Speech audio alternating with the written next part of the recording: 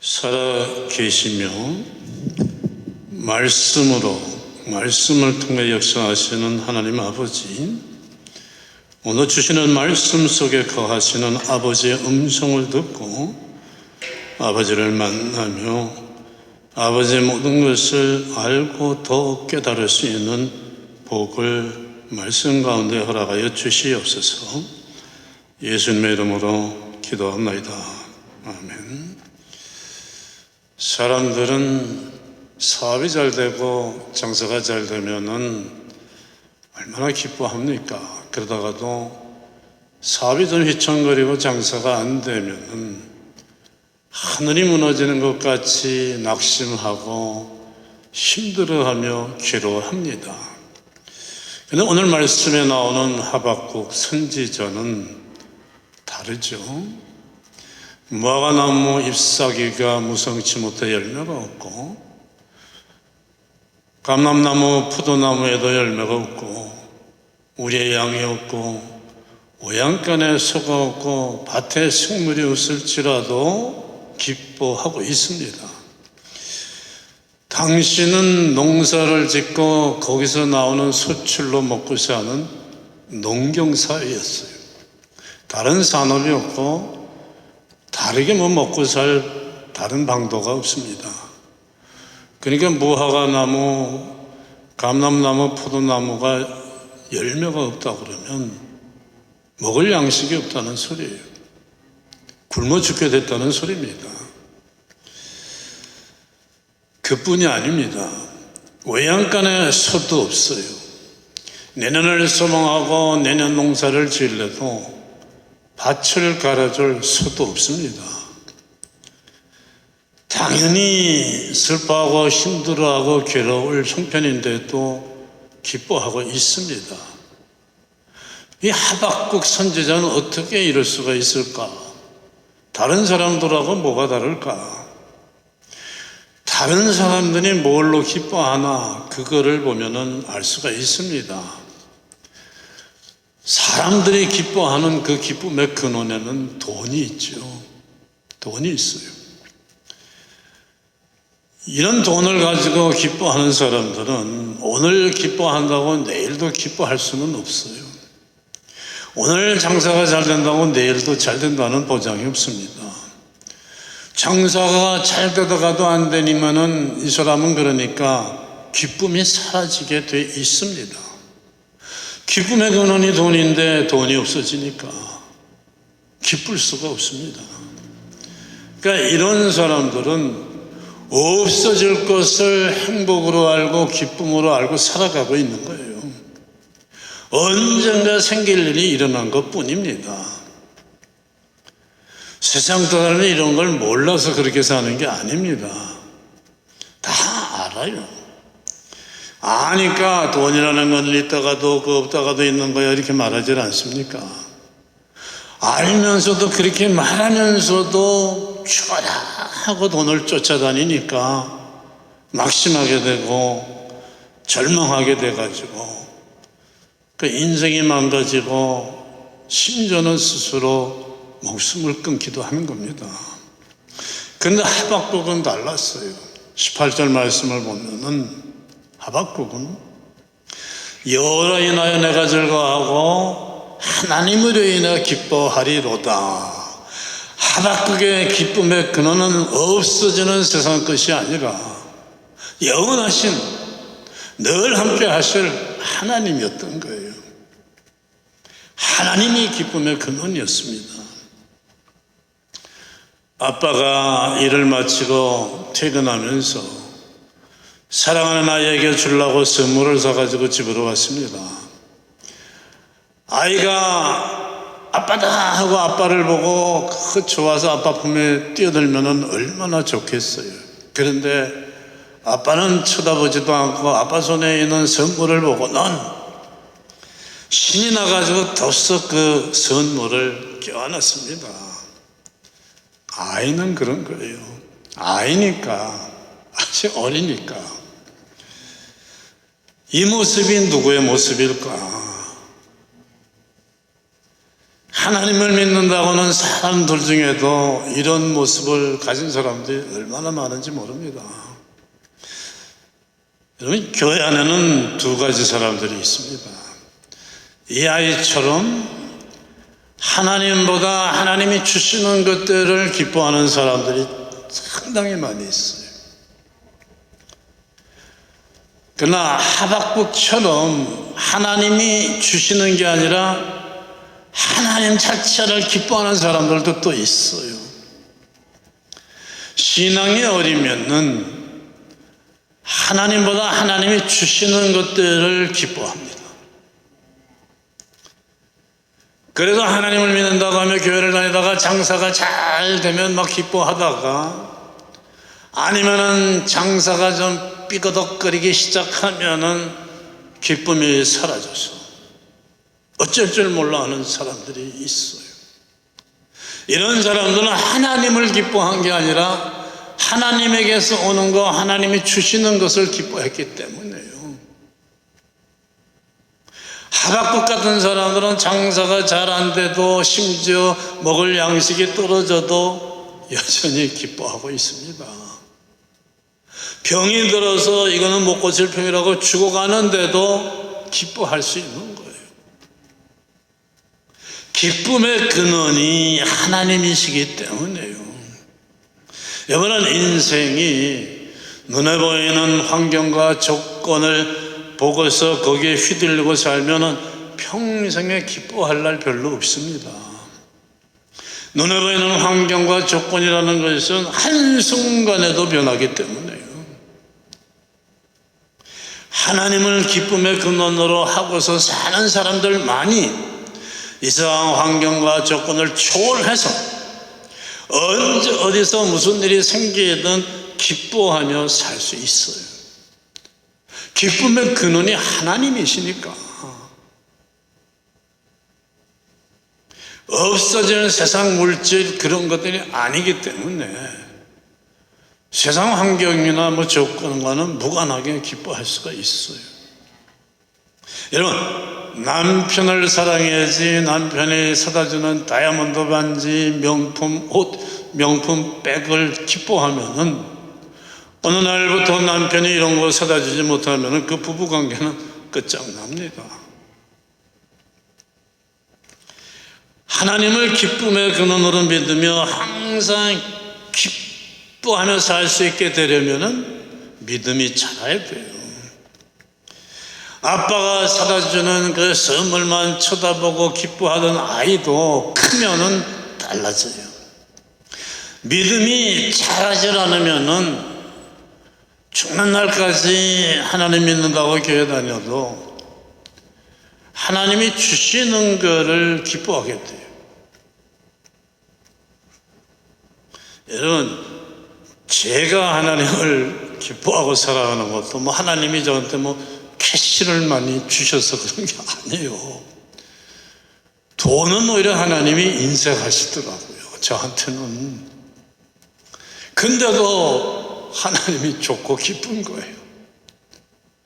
하나님이 주시는 걸 제가 기뻐하는 게 아니거든요. 하나님 자체를 저는 기뻐해요.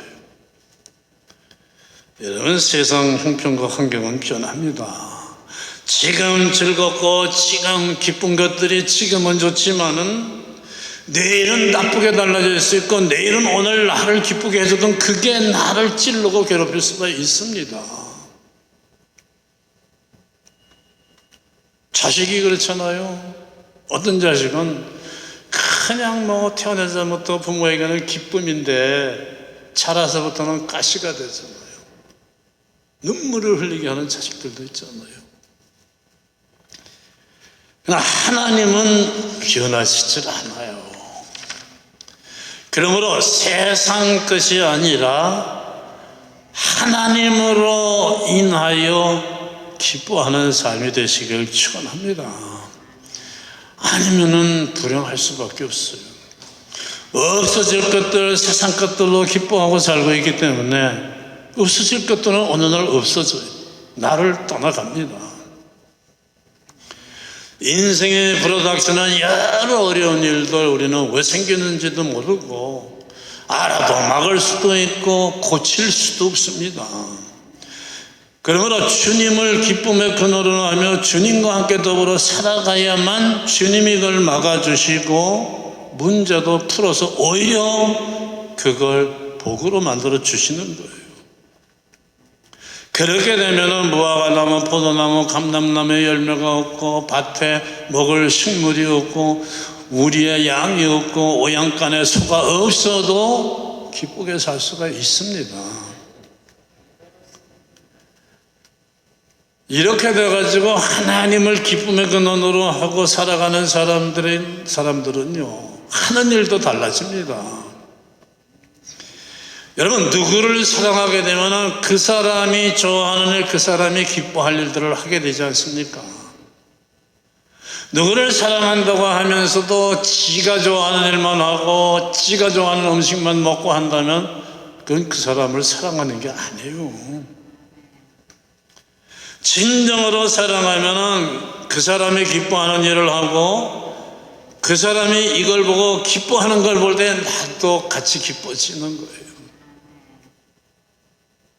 또 그 사람도 나를 사랑하면 내가 좋아하고 내가 기뻐하는 일을 하지 않습니까? 그러면서 내가 기뻐하는 걸 보면서 기뻐하니까 둘이 같이 함께 기뻐하면서 행복하게 살 수가 있습니다. 하나님도 마찬가지예요. 우리가 하나님을 기뻐하면서 하나님이 기뻐하시는 하려고 하면은 하나님도 기뻐하시면서 내가 좋아할 일, 내가 기뻐할 일을 해주시는 거예요. 그러니까 그 인생이 얼마나 복되게 되겠습니까? 하나님을 사랑하는 사람, 그래서 하나님이 기뻐하시는 일을 하려고 하는 사람은요, 자기 힘으로는 할 수 없는 일도 그래서 할 수 있게 돼요. 내 힘으로 하는 게 아니라 하나님이 하게 해주시니까.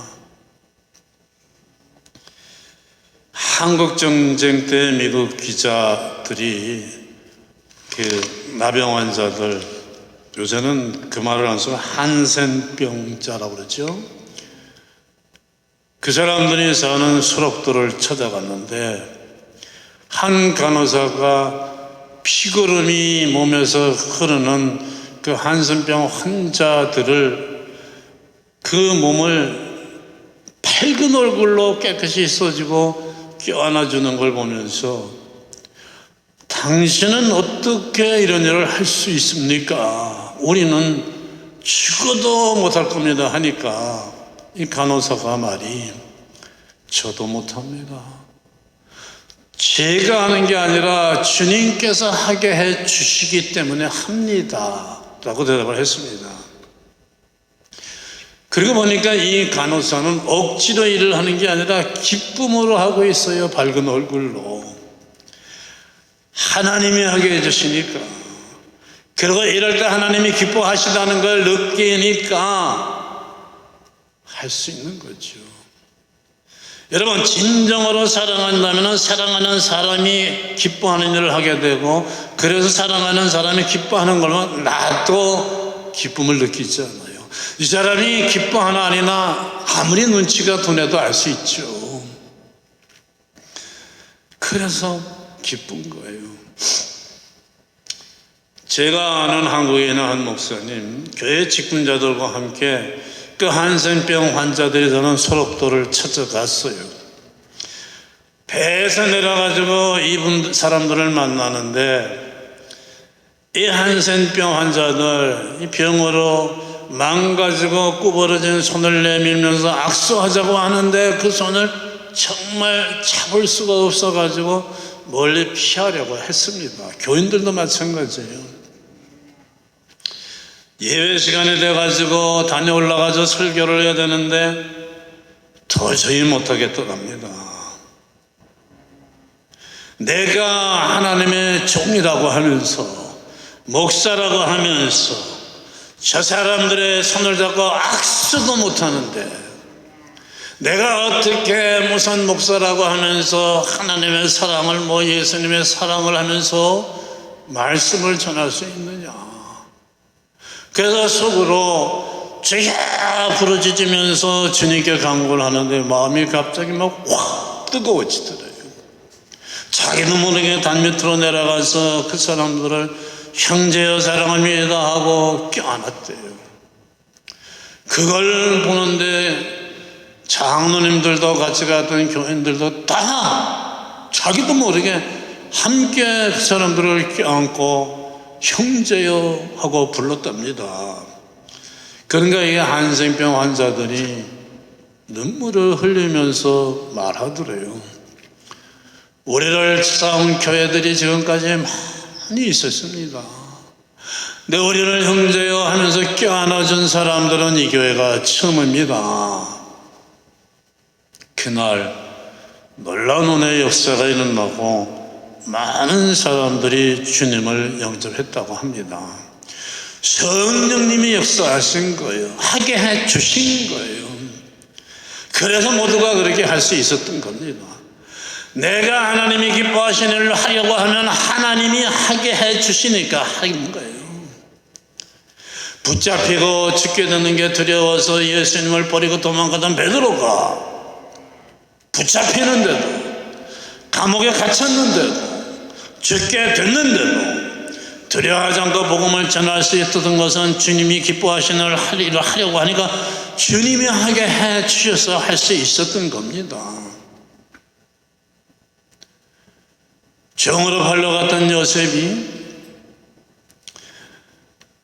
주인 아내, 애굽의 시대장인 주인의 아내가 유혹을 했는데도 그걸 과감하게 물리칠 수 있었던 것도 하나님이 기뻐하시는 일은 피하려 하고 하나님이 기뻐하시는 일만 하려고 하는 그 마음이 있었기 때문에 할 수 있었던 거예요.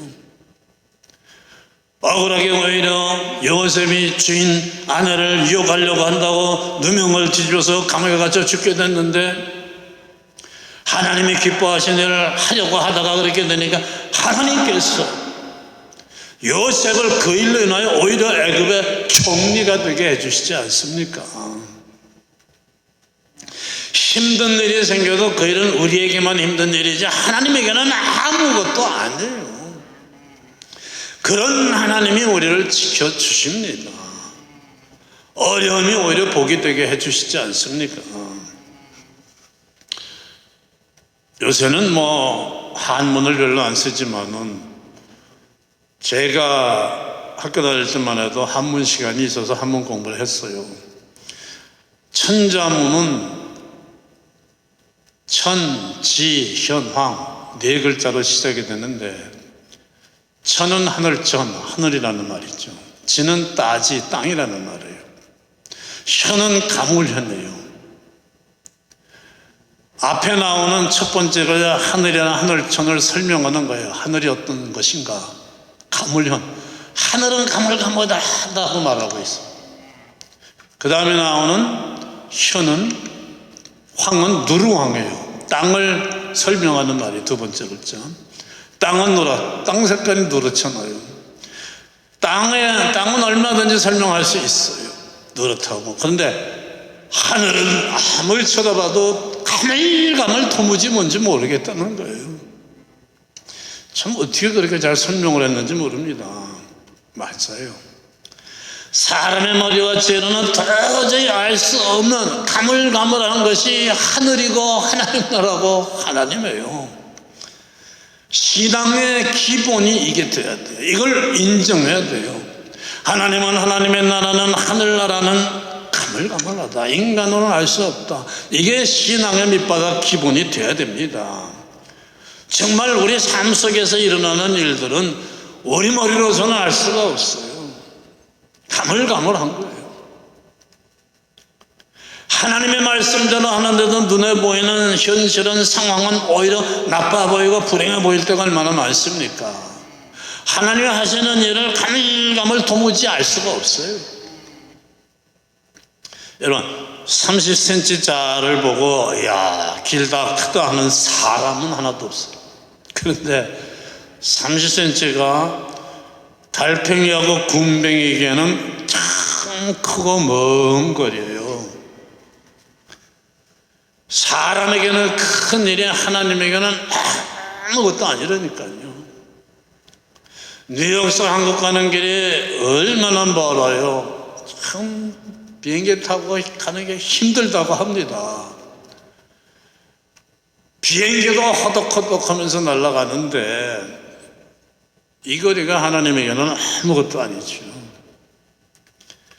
어떤 꽃은 일찍 피고 어떤 꽃은 늦게 핍니다. 어떤 열매는 일찍 열리고 어떤 열매는 늦게 열려요. 그러나 꽃도 열매도 아무 불평하지 않고 하나님의 때를 기다립니다. 하나님의 그 때가 되면 반드시 나는 피고 나는 열매를 맺는다는 것을 알고 믿기 때문입니다. 인생 모든 일도 마찬가지예요. 다 정해진 하나님의 때가 있고 하나님의 때에 이루어져요. 하나님의 약속이 안 이루어진다고 늦는다고 생각하는 것은 우리 생각일 뿐입니다. 모든 것은 하나님의 약속이 이루어지는데 때가 되면 이루어지는 거예요. 때가 돼야 꽃이 피고 때가 돼야 열매가 이루어지듯이 하나님의 시간 개념과 우리의 시간 개념이 다른 거예요.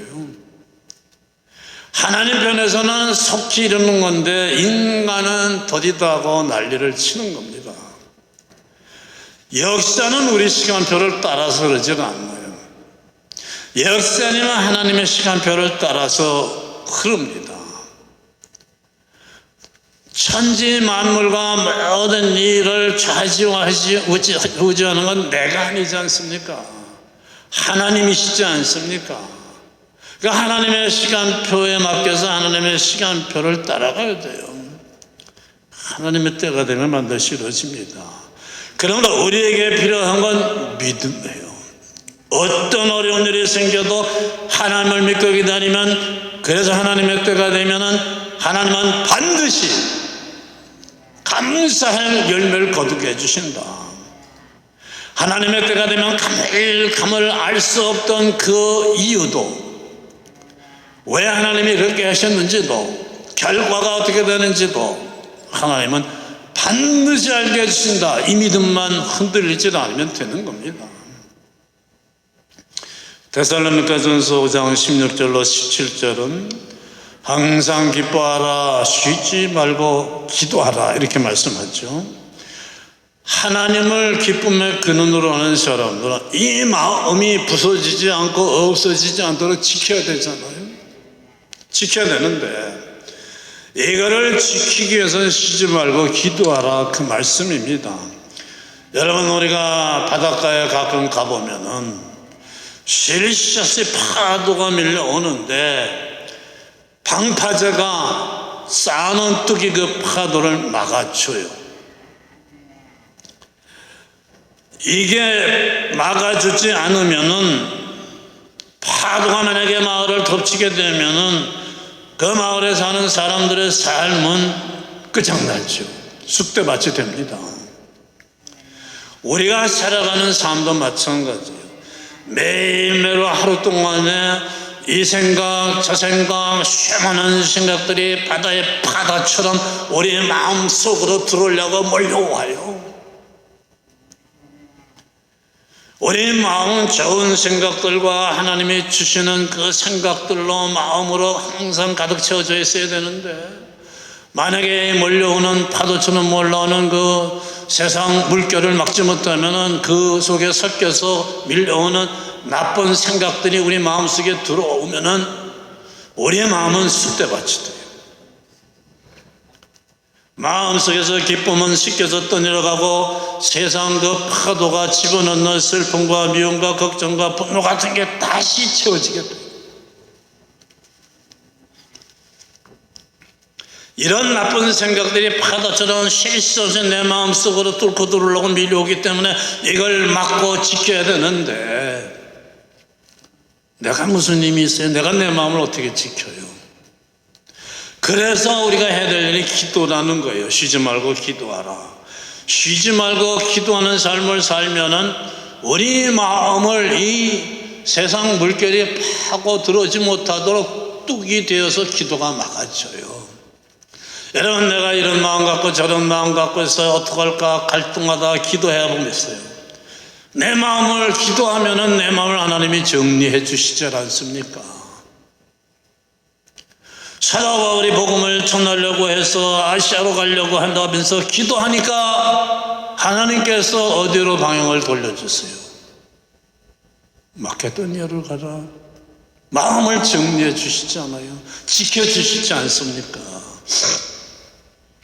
쉬지 말고 기도하라. 그래서 그러는 거예요. 마음을 지켜라. 쉬지 말고 기도하라고 해서 하루 24시간 자지도 말고 기도하라는 건 아니죠. 잘 걸 자라. 다만 기도의 연속성이 끊어지지 말도록 습관화해라. 정기적으로 해라. 그거죠. 매일 중단 없이 하라는 말이죠. 여러분, 그 한센병 환자들 중 하나님을 믿고 기도 생활하는 사람들은 정상인들보다 평균 7년 정도를 더 오래 산답니다. 몸은 망가져 있는데 왜? 마음에도 평안과 기쁨이 있다고 그래요. 세상에서 사는 건강한 사람과 마음 상태가 다른 게, 이 사람들은 돈이 필요한 것도 아니죠. 세상 사람은 얼마나 돈에서 오는 스트레스 받고 일저일에 스트레스 받아요. 이 사람들은 세상과 떨어져 살아요. 세상에서 어떻게 보면 버림받은 사람들이에요. 의지할 것도 의지할 사람도 없는 삶이에요. 오직 하나님만 바라보고 하나님의 삶의 기쁨을 근원으로 삼고 기도하는 삶을 사니까 몰려오는 거는 거의 다 하나님에게서 오는 것밖에 없어요. 늘 마음의 평안을 누리고 하루하루를 시작하고 또 살아가니까, 그래서 마음이 평안하니까 삶도 더 오래 산다는 거예요. 연세대학의 김재덕 교수라는 분이 있었는데 연구한 결과를 발표했습니다. 암 환자들에게 석 달간 다른 말은 하지 말고 감사합니다, 사랑합니다, 미안합니다 하는 말만 3마디만 열심히 하라고 했대요. 그 결과를 보니까 암 환자들의 스트레스가 50%가 감소했고 항암 능력은 30%가 증가됐다고 합니다. 이 3마디만 했는데도 그렇게 됐다는 거예요.